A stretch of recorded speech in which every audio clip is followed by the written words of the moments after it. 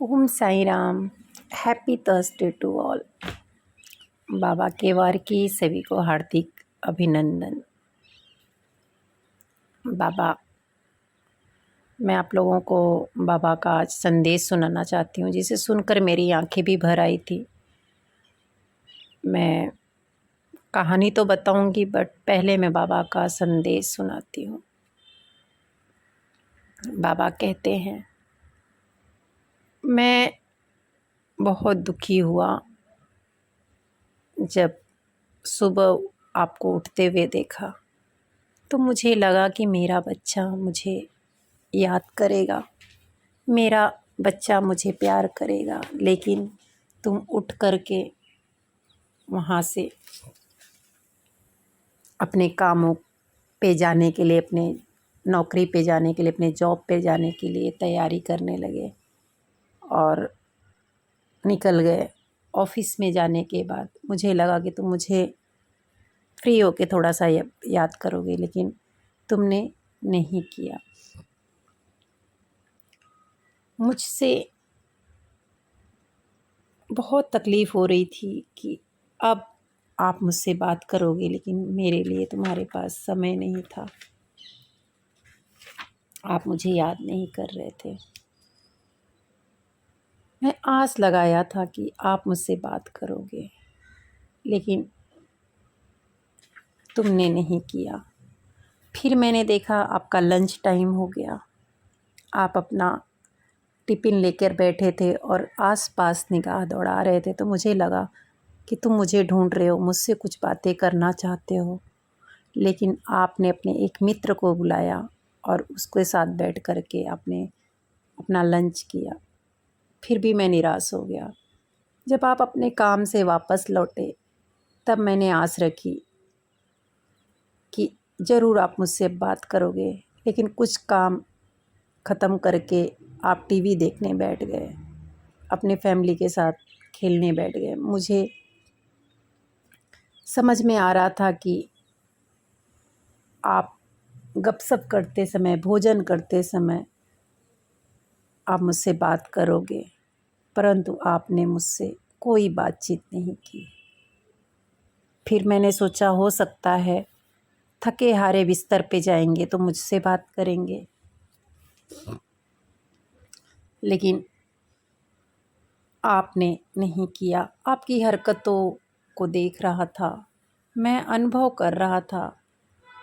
आप इतने व्यस्त थे कि आपको मुझसे बात करने के लिए समय नहीं है, और मैं धैर्यतापूर्वक आपको कार्य करते देख रहा था, इंतज़ार कर रहा था कि आप समय निकाल करके मुझसे बात करोगे, भोजन के पहले, भोजन के बाद, लेकिन आपने नहीं किया।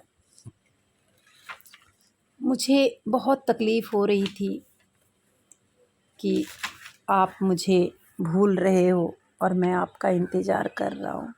मैं आस लगाया था कि आप मुझसे बात करोगे, लेकिन अपने परिवार को गुड नाइट बोलकर आप बिस्तर पर चले गए और कुछ ही समय में सो गए। मैं इंतज़ार करता रहा। शायद आपको पता नहीं, मैं हमेशा आपके आसपास रहता हूँ। मेरे पास आपको देने के लिए बहुत कुछ है मेरे बच्चों, बहुत कुछ, लेकिन आपके पास मुझे देने के लिए समय नहीं है। इस बात का मुझे बहुत तकलीफ़ है, बहुत दर्द है। मैं आपको इतना प्यार करता हूँ, हर रोज़ आपका आराधना, आपका भक्ति, आपका दिल के प्यार सुनने की प्रतीक्षा करता हूँ।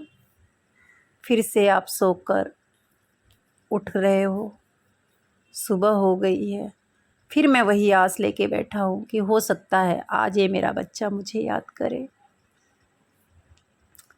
लेकिन एक बार प्रतीक्षा कर रहा हूँ, दिल से कर रहा हूँ। दिल में आपके प्रति बहुत प्यार है मेरे बच्चों, इसी आस के साथ कि आज तो आप मेरे लिए ज़रूर समय निकालोगे। आपका आपका अपना प्रिय मित्र, प्रिय दोस्त खुदा साईं बाबा बहुत तकलीफ़ हुई इस संदेश को सुन कर के मुझे। मैं आप लोगों को बता नहीं सकती, मेरे आँखों से आँसू निकल रहा है। बाबा को बहुत तकलीफ़ होता है कि हम अपने चक्करों में हम साईं को भूल जाते हैं। हम खुद खाना नहीं भूलते लेकिन बाबा को भूल जाते हैं। आप लोगों से यही मेरी गुजारिश है, बाबा के संदेश को सुन कर के बाबा तक पहुँचिए, बाबा तक पहुँचिए। चलिए, जो लोग पैसों के पीछे भागते हैं उनके लिए मैं कहानी बताना जा रही थी, लेकिन बाबा का संदेश पहले आप लोगों को बता रही थी। तबीयत मेरी भी ठीक नहीं है, लेकिन बाबा का संदेश था तो समझाना था मुझे आप लोगों को। बच्चों, बाबा कहते हैं, बच्चों, डर एक ऐसी चीज़ है जो आपको तिल तिल मारती है। टेंशन एक ऐसी चीज़ है जो आपको तिल तिल ख़त्म करती है। पल पल आप मरते हो। जो होना है वो तो होके रहेगा, उसको कोई भी रोक नहीं सकता। विधि भी नहीं रोक सकती, बाबा भी नहीं रोक सकते। कुछ चीज़ें कम हो सकती हैं लेकिन रोक नहीं सकते, ठीक है। तो मैं आप लोगों को यही बताना चाहती हूँ कि जो होना है साईं पर छोड़ दो, होके रहेगा। हर पल भक्ति में और आनंद होके जियो। एक कहानी है, गौतम बुद्ध जो थे वो अपने शिष्यों को बताया करते थे, तो मैं आप लोगों को सुना रही हूँ। एक नगर में एक व्यक्ति रहता है, व्यापारी रहता है। वो दूसरे शहरों में रह कर के बहुत पैसा कमाता है, उसके पास बहुत दौलत आ जाती है। यहाँ तक कि इतना पैसे वाला वो हो जाता है कि दूर दूर तक उसका नाम हो जाता है कि बहुत पैसे हैं उसके पास। जाने माने लोगों में उसकी नाम की गिनती होती है। नगर में सबसे बड़ा पैसे वाला की गिनती में उसका नाम आता है। ऐसे ही लोगों को लगता था कि उसके पास कोई टेंशन नहीं है और उसका जीवन भी आनंद में गुजर रहा था, क्योंकि महल थी, गाड़ी थी, नौकर चाकर थे, हर एक सुख सुविधा उसके जीवन में था। क्योंकि आपको पता है कि पैसे से हम सब कुछ खरीद सकते हैं, लेकिन एक मौत ऐसी चीज़ होती है जो हम नहीं खरीद सकते। एक शांति ऐसी चीज़ होती है जो हम नहीं खरीद सकते। मन की शांति हम पैसे से नहीं खरीद सकते। वो व्यक्ति बहुत खुशहाल था, बहुत खुशहाल था। मैं आपको बोलूं कि वो सोचता था कि मेरे जैसा कोई नहीं है। एक बार उसका एक मित्र जो दूसरे देश में कारोबार करता था उसके पास मिलने के लिए आया। दोनों बातचीत कर रहे थे, यहाँ वहाँ की बातें करते करते उसके दोस्त ने बताया, अरे यार, मेरे यहाँ पे एक व्यापारी था, बहुत पैसे वाला था और जाना माना था मेरे शहर में। वो मर गया और मर गया। अभी तो उसके पास इतनी धन दौलत किस काम की कि उसका वारिस कोई नहीं है। अब ये वो व्यक्ति तो मतलब ऐसे ही आम तरह से बता रहा था, इसको समझाया, उसको किसी उस दूसरे तरीके से इसने ले लिया। इसके मन में लगा कि उसके जाने के बाद अब ये सोच में पड़ गया कि अरे, मेरे पास भी धन दौलत है, मेरे जाने के बाद क्या होगा, मौत आएगी तो मैं क्या करूँगा। अब ये मौत के टेंशन में और दौलत के टेंशन में अपने आप को इतना जकड़ लिया कि दुबला होते चला गया। धीरे धीरे बिस्तर पे आ गया, बीमार पड़ गया। फिर क्या होता है कि एक दिन एक संत आते हैं और वो संत का पैर पकड़ के रोने लगता है, महाराज मुझे बचा लो। महाराज बोले, क्या हुआ तुझे?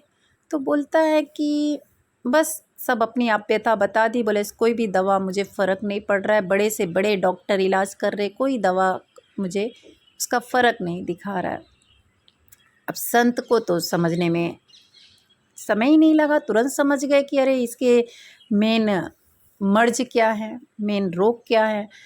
तो उसने संत ने कहा कि आप टेंशन ना लीजिए, आपके मर्ज़ की दवा मिल गई है मुझे। अब तो ये खुशी से पागल हो गया, जैसे उसको मौत के मुँह से फिर से निकाल लिया किसी ने। बोला महाराज आप बताइए क्या करना है। तो महाराज ने कहा कि कल से, सुबह से या अभी से आप एक काम करो, बोलो मौत आएगी तो देख लूँगा और अभी का जीवन में सुख में जीऊँगा, जो होगा देखा जाएगा। उसने वही करना स्टार्ट किया और 7 दिन के बाद जब फिर से वो संत आए तो देखा ये बंदा जो है भला चंगा होके घूम रहा है, बीमारियों से मुक्त हो गया है।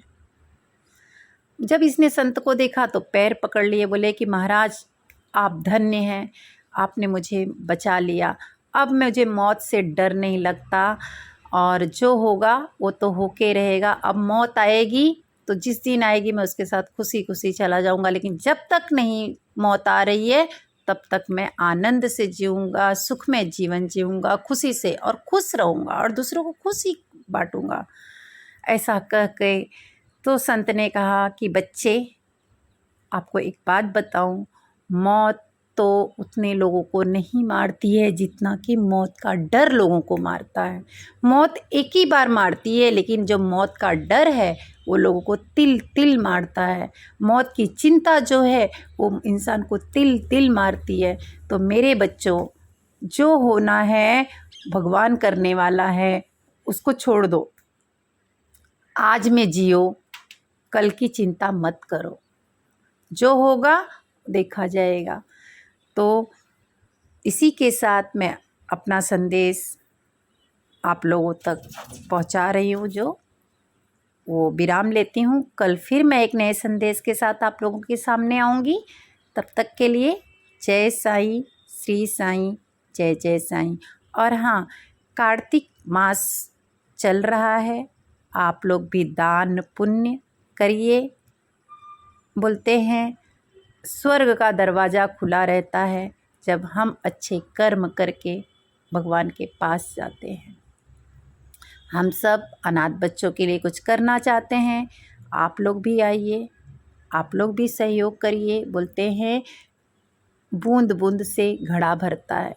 एक लाठी कुछ नहीं कर सकती, लेकिन वो लाठी का बंच जो होता है वो बहुत कुछ कर सकता है। तो आप लोग भी आगे आइए और हम सब मिलकर कुछ काम करें। करो कुछ ऐसा कि लोग बनना चाहे तुम जैसा। ओम साईं, जय साईं, श्री साईं।